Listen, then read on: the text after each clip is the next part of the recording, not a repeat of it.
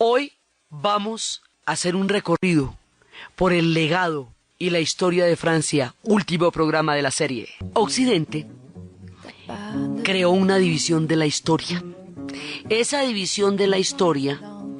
la hicieron básicamente los ingleses y los franceses. La idea, digamos, es como de los dos en conjunto.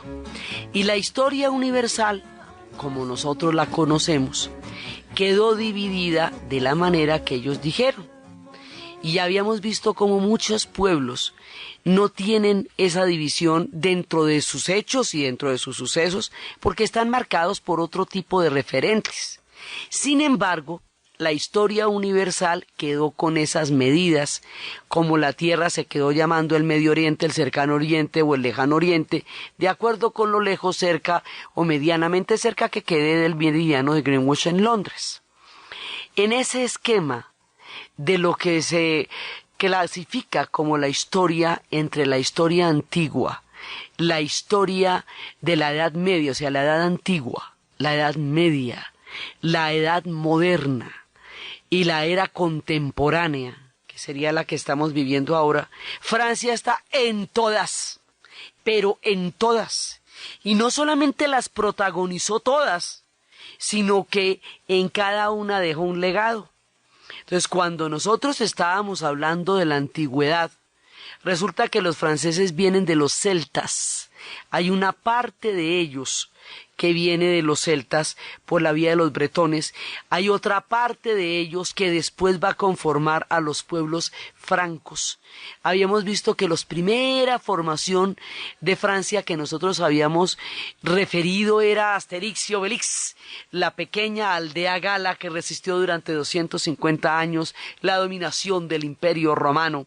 y que se haría recreada en un cómic por Uderzo y por Goscinny y por Uderzo, que lleva el nombre de Asterix, que cuenta la historia de esa pequeña aldea gala y que fundamentalmente es un verdadero tratado absolutamente representativo de los pueblos europeos. Entonces ellos están desde esa época, desde la aldea gala, ellos son galos. En principio, y sus cigarrillos por eso se llamaban Galois, y todas sus historias, sus símbolos se van construyendo a partir de ahí. Luego, después de la época del Imperio Romano, cuando el mundo se va a cristianizar, cuando el Imperio Romano va a caer, entonces todos los pueblos que estaban en las goteras y en las orillas van a entrar a formar parte del Imperio Romano y van a crear un mundo totalmente diferente, un mundo que se va a conocer como el mundo del feudalismo. Y ese mundo se va a conocer como el medioevo, y ese medioevo va a ser precisamente entre la antigüedad y lo que va a ser el Renacimiento, porque se considera que es un tiempo, ya hoy se tiene muy revaluado ese concepto, pero se ha trabajado mucho en la historia con la idea de que ese tiempo era un tiempo en que pasaron menos cosas en términos del avance de la humanidad de las que pasarían después. En ese tiempo, que son como 11 siglos, que se llama en la Edad Media, los franceses estaban en la esquina del movimiento, porque es ahí cuando los franceses van a protagonizar las historias de los reyes malditos, cuando van a crear una increíble gesta para llegar a convertirse en estados nacionales, cuando Juana de Arco va a escuchar voces, cuando van a estar permanentemente en guerra con los ingleses que se atraviesan en la formación del Estado Nacional francés, cuando los normandos van a llegar. Y después de tantas asoladas vikingas, de tantas, entonces los franceses, los futuros franceses le van a dar a los normandos una parte de los vikingos que se llaman los normandos, una tierra que se llama la Normandía. Si usted le oye a la tierra y no me aparece un vikingo más aquí para un remedio. Y ahí aparece la Normandía. Entonces, es en esa Edad Media cuando sucede toda la saga de los reyes malditos, las historias de la peste, las cruzadas. Las cruzadas fundamentalmente surgen de Francia, y en las cruzadas habíamos visto a Leonor de Aquitania, y habíamos visto la formación del amor romántico, y habíamos visto también todo el horror que ellos hicieron en el tiempo de las cruzadas y en la época del Papa Urbano y lo que después serían los papas de Aviñón.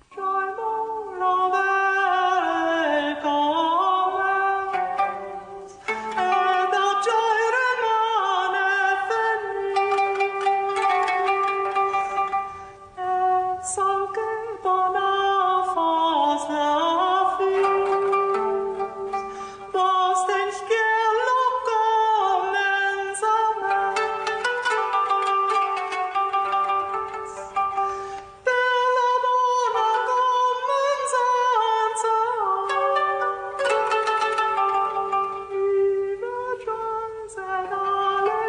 Todas esas historias del medioevo, de los encantamientos, de los conventos, de los caballeros, de los andantes, de todas esas historias suceden en Francia. Muchas de ellas suceden en Inglaterra, suceden en Alemania y en Italia, pero en Francia el medioevo tiene casi que sus coordenadas, porque en la medida que de allá salgan las cruzadas, pues ellos van a tener una incidencia altísima y van a tener todos estos personajes, y en la medida que la saga de los Reyes Malditos defina todo su intento de formación como Estado Nacional, y que nos hayamos encontrado con Roberto d'Artois, con la condesa Mahón, con la princesa Blanca y la princesa Margarita, con el rey de hierro, con la loba de Francia, con la flor de lis, y esos símbolos de la flor de lis de ellos. Y en la época del medioevo es cuando ellos tienen a Carlomagno, y Carlomagno es el de la idea del futuro de una Europa unida, y ahí es cuando surgen los territorios de Alsacia y Lorena, y duramos mucho tiempo hablando del medioevo. Y cuando ya el medioevo termina, cuando termina la época de los papas de Aviñón y regresan a Roma, porque hay una época en que los papas no estaban en Roma sino en Aviñón, en Francia, y después de todo eso, entonces es cuando va a llegar el Renacimiento, y con el Renacimiento viene una cosa que se llama la modernidad, lo que va a ser el nuevo eje de la Tierra. Y con el pensamiento moderno viene René Descartes, y los franceses inauguran una etapa brillante en la filosofía, y con el racionalismo entramos en otro proceso. Ya Francia había hecho todo un largo recorrido, y ahora entra el tiempo del racionalismo y el tiempo de las ideas, y Francia empieza su larga e increíble carrera por el mundo del pensamiento, y luego vendrán las guerras de la Reforma, y cuando lleguen las guerras de la Reforma, Francia va a lograr resolver, después de muchos pleitos, su propia historia, y finalmente va a quedar católica, y vamos a quedar en que París bien vale una misa. Y vimos cómo tiene unos carrusoles altísimos, les va divinamente, de golpe la encuentran, la pillan y luego se caen, entran en unos vacíos, y luego quedan perfectos y sensacionales, y luego se caen, entran en unos vacíos, y cada vez que se ponen bien, se ponen mejor comparativamente hablando, cada vez son más poderosos, y luego se caen. Entonces hemos visto que es una historia discontinua, que es una historia en la que se gastaron muchísimo tiempo, miles de años, para tener el país que hoy tienen, que ninguno de los pueblos nació grande, sino que se fue forjando poco a poco con el paso del tiempo, que en aquella época era más lento y hoy es más acelerado. Entonces, después viene toda la etapa de la modernidad, y de ahí para adelante, desde el siglo XVI, Francia empieza a mandar en el pensamiento, porque desde Descartes en adelante, ellos van a empezar a liderar los procesos de cómo se piensa la cultura europea a sí misma, porque más adelante van a empezar con las ideas de la Ilustración, y cuando lleguen a las ideas de la Ilustración van a marcar la pauta de lo que va a ser la libertad, los estados de derecho, la separación de poderes, el contrato social. O sea, lo que esta gente tiene es legado, porque habíamos hablado de cómo el contrato social es ponernos de acuerdo para gobernarnos sobre una base de intereses comunes y acuerdos, y no sobre una base de la fuerza del más bravo, del que tenga mayor, de la razón del más fuerte. No porque la tenga, sino porque tiene la fuerza para imponerla violentando a los demás. Entonces, cuando ellos dicen, no, esto se tiene que hacer por un contrato social, y el contrato entre quiénes va a ser, entre ciudadanos. ¿Quiénes son los ciudadanos? Seres libres. ¿Por qué son libres? Entonces, ellos van a empezar unas ideas, y al mismo tiempo van a crear el absolutismo monárquico, y el absolutismo monárquico llega al extremo cuando el Rey Sol dice: el Estado soy yo, y todo el poder se concentra ahí, y ellos terminan el medioevo articulando mediante la fuerza a todas las antiguas provincias hasta formar una sola Francia, y esa es la Francia de Luis XIV,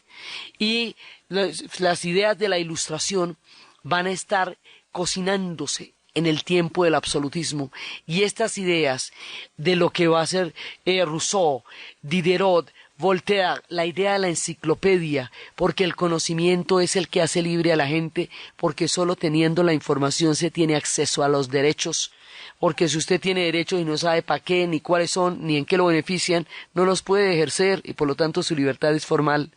Entonces empieza este debate sobre si la vida es o no del rey, y que la vida no puede ser del rey sino de la voluntad popular, y este movimiento de las ideas va a llevar después a la Revolución Francesa, y la Revolución Francesa va a sacudir los cimientos de Europa y del mundo en su época.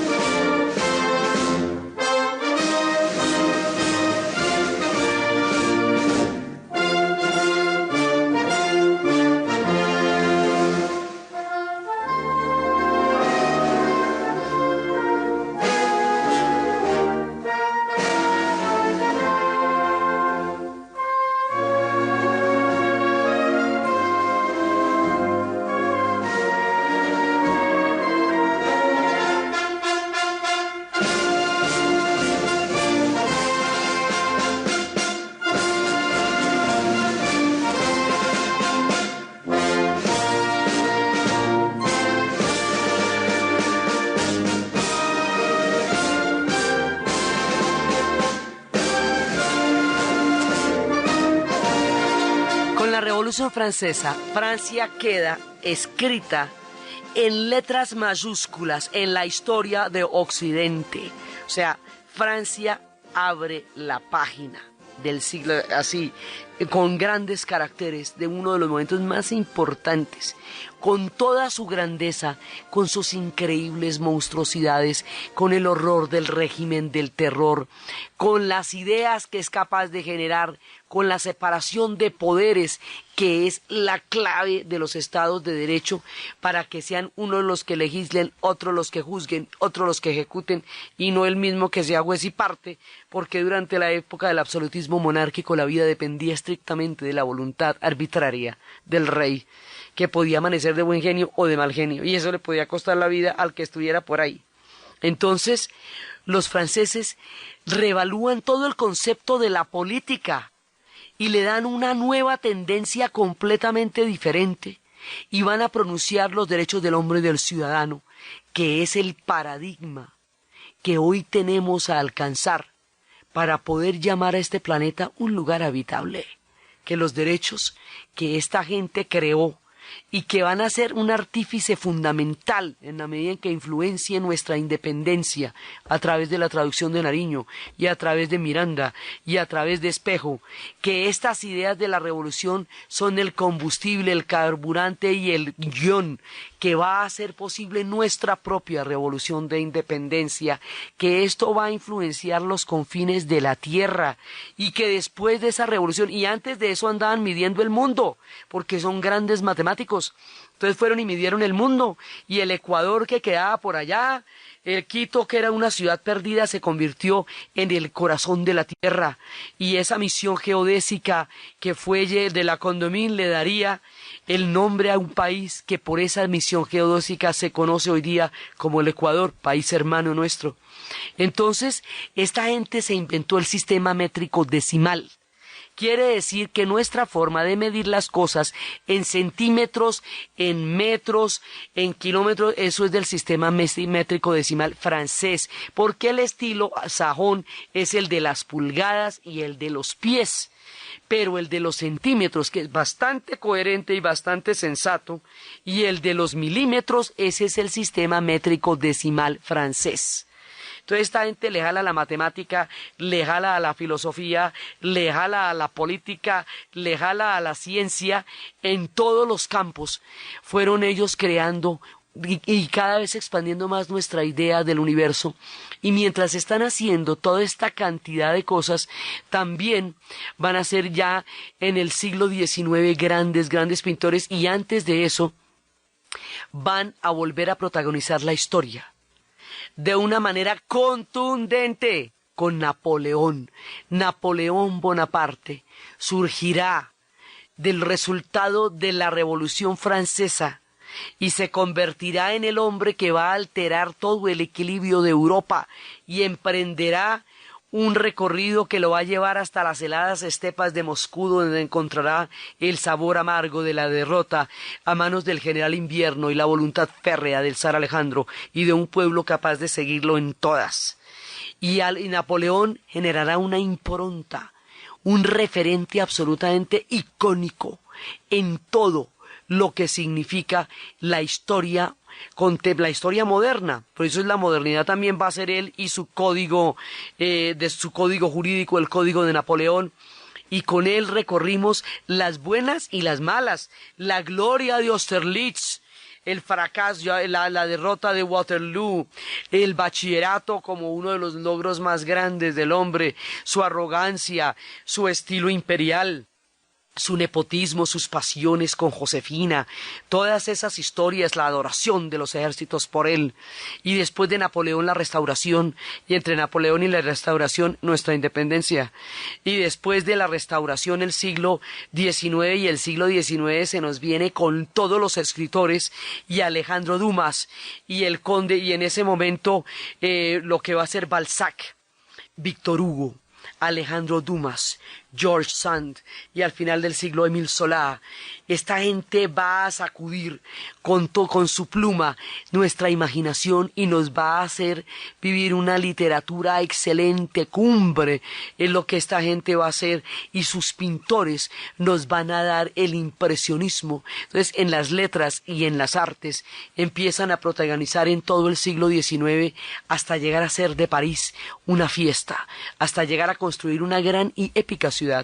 que en ese momento se va a convertir en una ciudad luz y que va a ser el referente de ahí en adelante de las grandes capitales de Europa. Y vimos a París como la ciudad luz y una época maravillosa, pero también la vimos recorriendo una amarga y prolongadísima pelea con los alemanes a partir de la formación del Estado alemán con la batalla de Sedán. Y en la batalla de Sedán, en tiempos de Napoleón III, los van a reducir y los van a humillar en el Tratado de Versalles. Y esta humillación que sufren los franceses, más adelante lo van a cobrar con consecuencias catastróficas para la humanidad. Y al final del siglo XIX, después de todo el movimiento de los románticos, después de todo lo que ellos en la literatura van a lograr proyectar de la grandeza del ser humano, cuando París está maravillosa, cuando Marcel Proust escribe la obra cumbre de la búsqueda, en busca del tiempo perdido, y de la mano de Proust conocemos a Odette y a todos los personajes del mundo de Swann.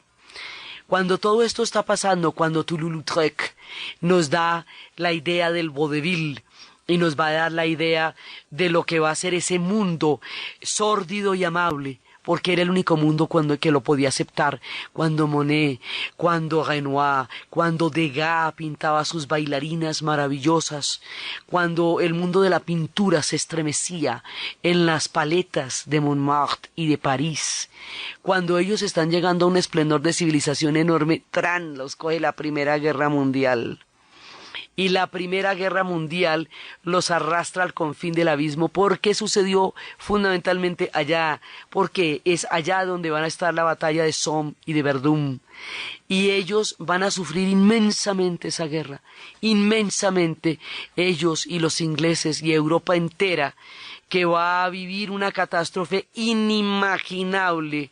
que no se alcanza a entender cómo se metieron en una historia tan absurda que le costó más de 2 generaciones a todos los europeos y que todavía sangran las heridas del tiempo. Hasta ahora se están empezando a perdonar de todas esas cosas. Los vimos sufrir horriblemente en Verdún. Los vimos sufrir y vimos a Pétain tratando de liberarlos y de salvarlos. Y luego los vimos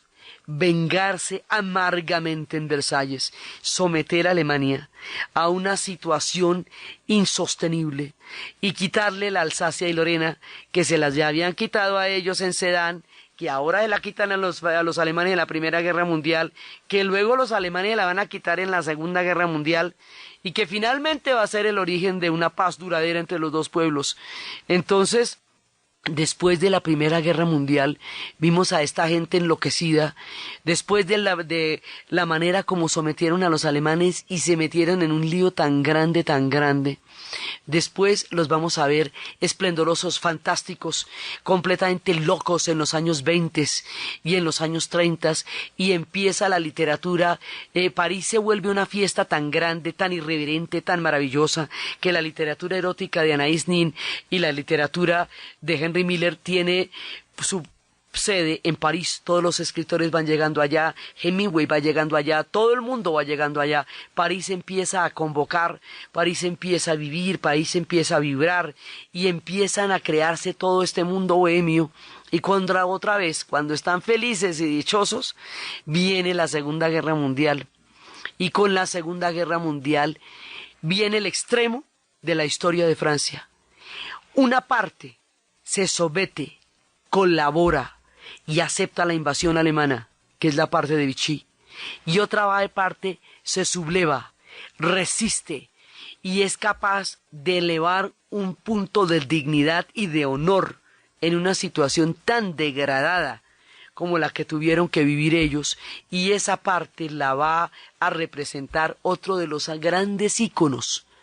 de la historia de Francia, el general Charles de Gaulle, que va a llamar a todos aquellos que no estén dispuestos a aceptar lo inaceptable para que hagan con él una resistencia, y empieza la resistencia francesa. Y esta división entre los dos, los que colaboraron y los que resistieron, aún ensombrece la historia de Francia ahora que sacaron los archivos y están desclasificando la verdad de lo que pasó en la Segunda Guerra Mundial.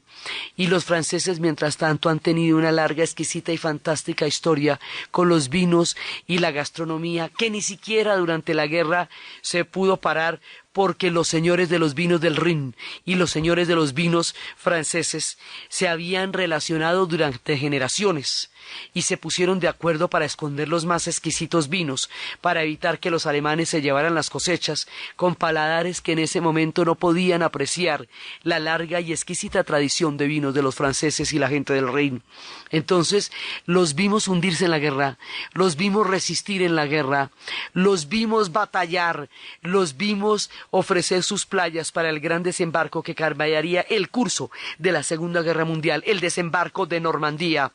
y los vimos ofrecerle champaña a los soldados que bajaban del desembarco y que tenían que explicarles que ellos tenían primero que liberar a Francia y que no podían quedarse, aunque les hubiera encantado, a tomarse una copa de champán con esas maravillosas chicas y estos hombres tan amables que los recibían con champán en el momento más decisivo, que era el desembarco de Normandía.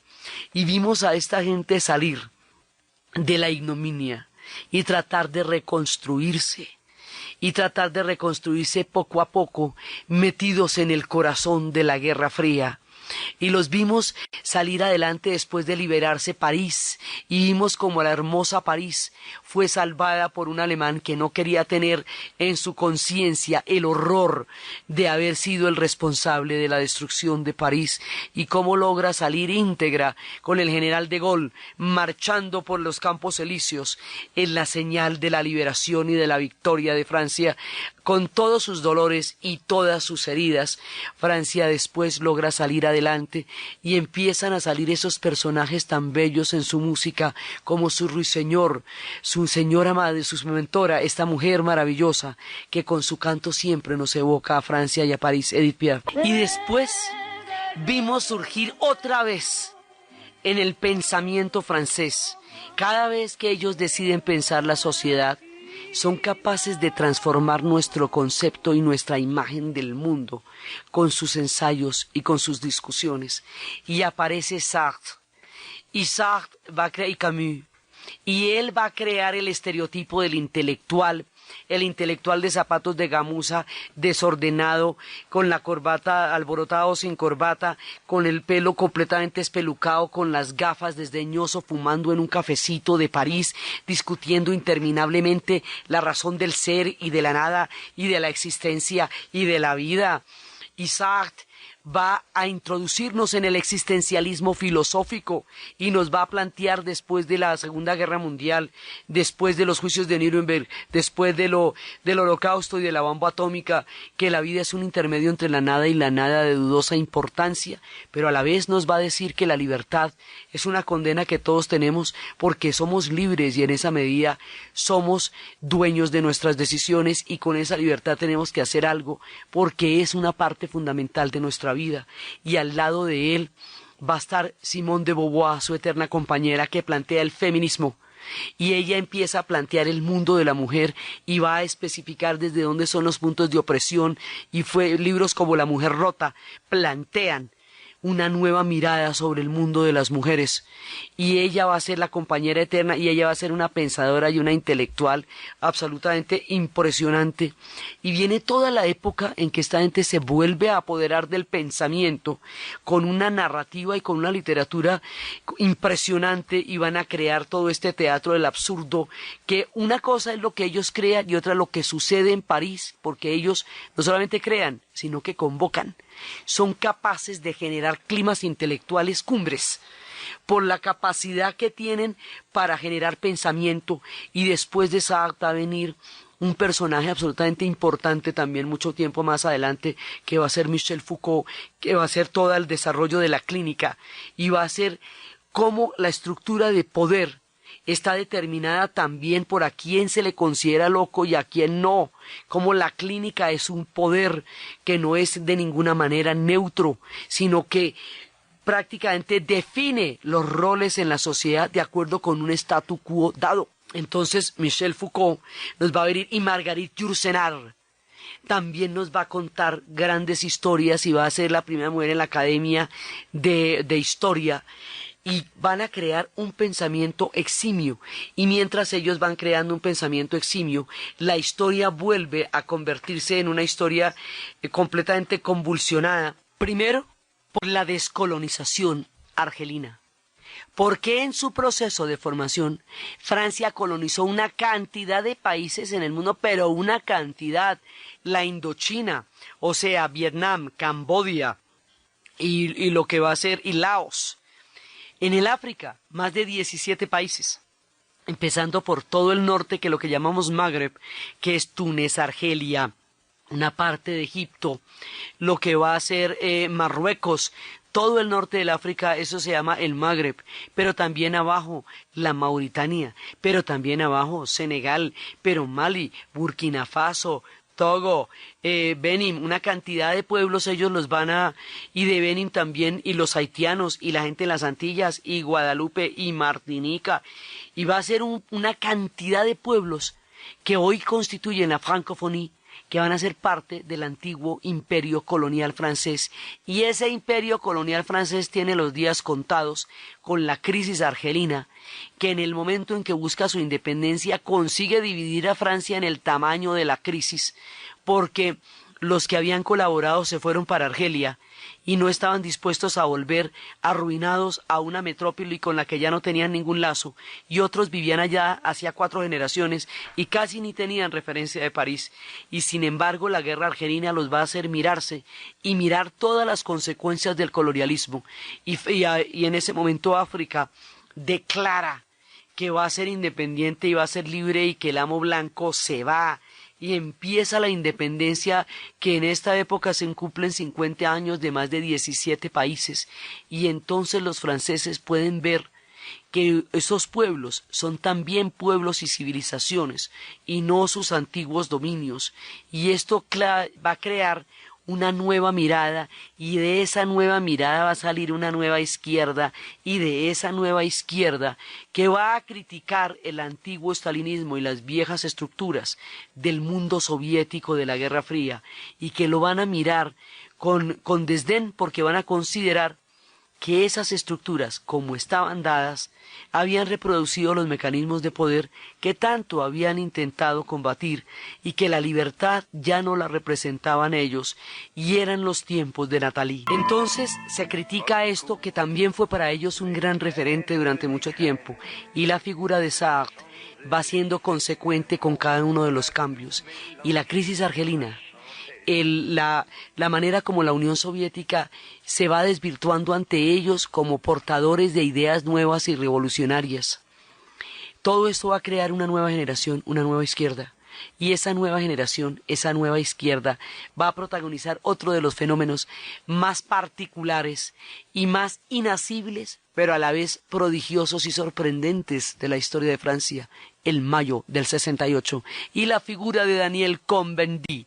va a estremecer una generación con la imaginación al poder. Prohibido prohibir, profesores, no os estáis haciendo viejos, sed realistas, pedid lo imposible. En una sociedad donde no hay aventuras, la única aventura es cambiar la sociedad. Y de esa manera, de Antoine a Nanterre a la Sorbona, van a llegar a estremecer y a paralizar a Francia durante un mes, pidiendo algo tan abstracto como la imaginación al poder, y es cuando van a llegar los obreros, los van a apoyar, la gente del barrio latino, y el mundo va a ver con unos ojos absolutamente estremecidos qué está pasando en las calles de París, cuando todos los jóvenes se vuelcan a buscar una nueva orientación en la vida, y así van abriendo horizontes de utopía, en tiempos en que una generación se cuestionaba el sentido del mundo, en tiempos de los movimientos estudiantiles, de la guerra del Vietnam, del festival de Woodstock, en tiempos de la llegada del hombre a la luna, en tiempos en que se estaba estremeciendo el planeta con una revolución de la conciencia que se llamaría la revolución de Acuario. En esa época, cuando todo esto estaba pasando en el 68, ellos ponían en letras mayúsculas su participación en la utopía planetaria a través de los sucesos de París en 1968. Y en el 68 ahí terminará la era de Gaulle. Ya no será el gran hombre que lo salvó de los nazis y entró en el París liberado. Ya no será el astuto político que fue capaz de reconocer la hora del final del colonialismo y hacer posible la independencia de Argelia, lo que le costaría un atentado contra su vida, sino un hombre ya viejo que no entendía qué pasaba con estos muchachos que pedían algo tan inasible como la imaginación al poder. Y va a terminar la era de Gaulle, y después van a llegar otros tiempos en los cuales ellos siguen representando las vanguardias, y el cine sigue teniendo en París un epicentro, y ese movimiento del erotismo que empezó en las universidades, que va a representar Brigitte Bardot, esa manera como ellos van a entrar en el cine irrumpiendo con una nueva narrativa, con una nueva estética y con una nueva formulación de lo erótico, va a tener en la figura del cineasta Bernardo Bertolucci y en el escenario de ese clima de París, una película que va a ser también un escándalo porque va a cambiar los horizontes fílmicos y eróticos de su tiempo, El último tango en París. Y después de esto, ellos van a concretar una vieja idea que había surgido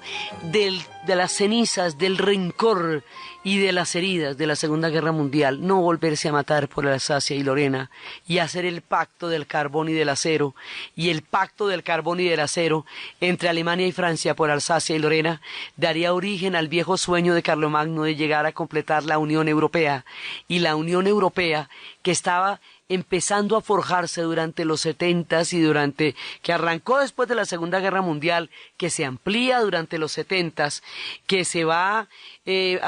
consolidando durante los 80s, solo va a ser posible en el momento en que caiga el muro de Berlín. Cuando caiga el muro de Berlín, el viejo sueño de una Europa unida que deje atrás siglos y siglos de guerras y toda esa cantidad de historias dramáticas que se vivieron por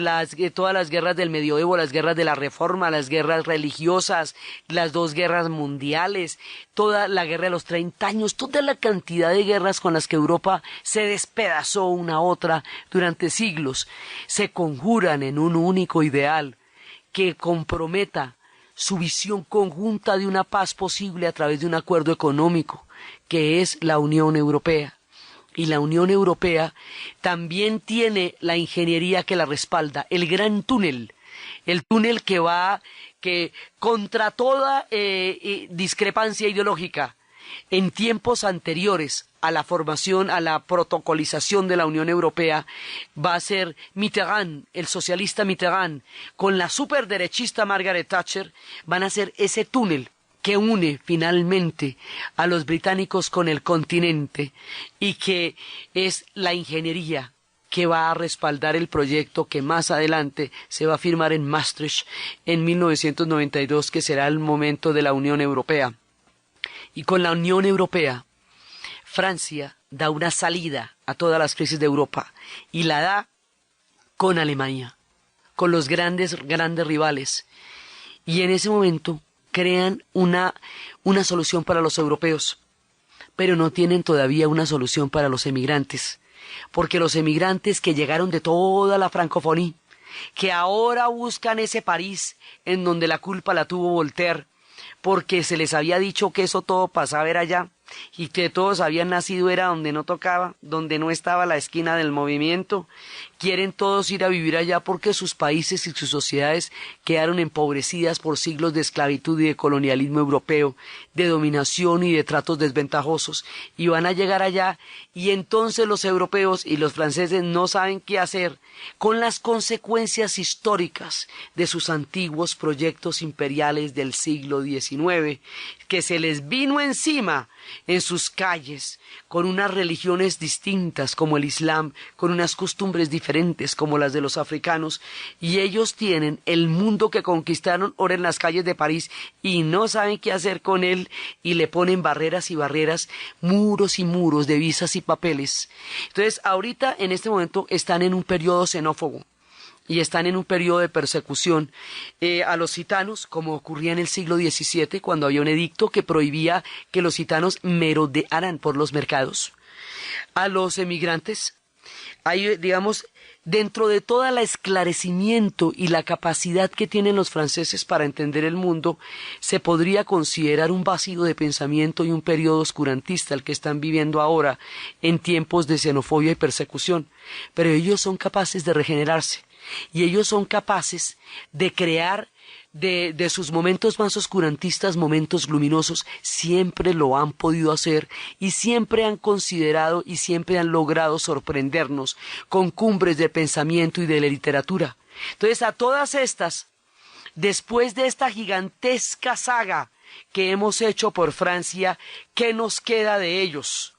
Nos queda la cultura de los caballeros, nos queda el pensamiento de Descartes y la formulación de la modernidad, nos queda la Ilustración y su separación de poderes y la capacidad deliberante de Voltaire, nos queda la era napoleónica, el sistema métrico decimal, la medición de la tierra, la matemática, Jacques Cousteau y sus mares, nos quedan con ellos los jóvenes del 68, la literatura de Simone de Beauvoir, nos quedan los tres mosqueteros, Artus, Porthos, Aramis y D'Artagnan, nos queda el conde de Montecristo, nos quedan los personajes que Dumas y que Víctor Hugo nos dieron, nos quedan los 500 personajes del Tratado de la Naturaleza Humana, que es la comedia humana de Balzac. Nos queda la grandeza de su literatura, nos queda un cine colosal, los cuadernos de cinema, toda su nueva mirada del cine de autor, sus grandes actores. Nos queda lo que es la Revolución Francesa, las ideas, el Estado moderno, la formación de los estados de derecho, tal y como se conciben hoy día. Nos queda un pensamiento filosófico robusto y poderoso, nos queda el existencialismo, nos quedan las miradas de Camus, las obras del teatro del absurdo, la luminosidad de París, nos queda un pensamiento preclaro que nos iluminó en momentos específicos y fundamentales de nuestra historia, sus momentos de resistencia, sus momentos de decadencia, su capacidad para recuperarse, pero básicamente la formación de las ideas, de la estructura cultural, política y económica de eso que llamamos Occidente, le debe a los franceses una parte fundamental de su existencia. Y es por eso, por la grandeza de sus ideas y por todo lo que nos han enseñado y por todo el asombro y todo lo que hemos vivido de la mano de este pueblo sorprendente y colosal, que hemos estado haciendo esta increíble saga por el pueblo francés que hoy terminamos. Entonces, desde los espacios de Asterix y Obelix, desde los espacios de los Reyes Malditos, desde los espacios de Víctor Hugo, de Danton, de Robespierre, de Marat, de Napoleón, de Gaulle, de Daniel Cohn-Bendit, de Brigitte Bardot, de todos sus cineastas y de todo aquello que nos ha hecho soñar, que nos ha hecho vivir, que nos ha hecho amar, que nos ha convulsionado el alma, que nos ha entristecido el alma y que nos las ha vuelto a iluminar. En la narración Diana Uribe, en la producción Yesid Rodríguez, y para ustedes feliz fin de semana. Y el próximo programa vamos a empezar con otro colosal gigante, Rusia.